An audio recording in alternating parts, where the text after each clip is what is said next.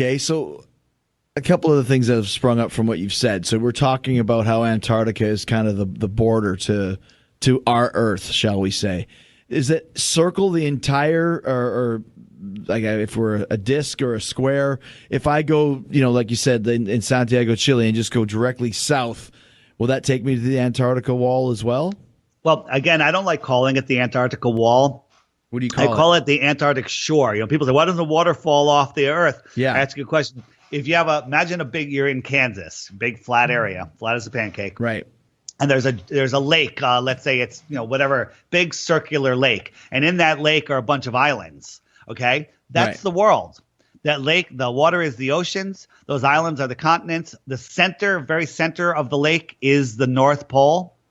And you could sail all around those continents. You could sail clockwise. You can sail counterclockwise. That's east. Clockwise is west. Right. And then you could sail away from the center or any straight line from any point will eventually be going south. And what will happen if you keep going? You'll hit the shoreline of the lake. The question I ask is, why doesn't the water fall off the lake?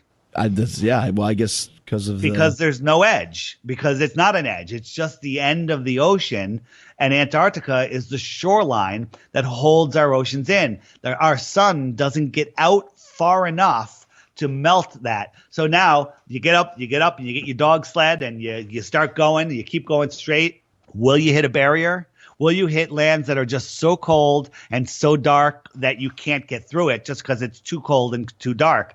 Or is there a barrier? Or will you come across another thermal pocket with its own sun?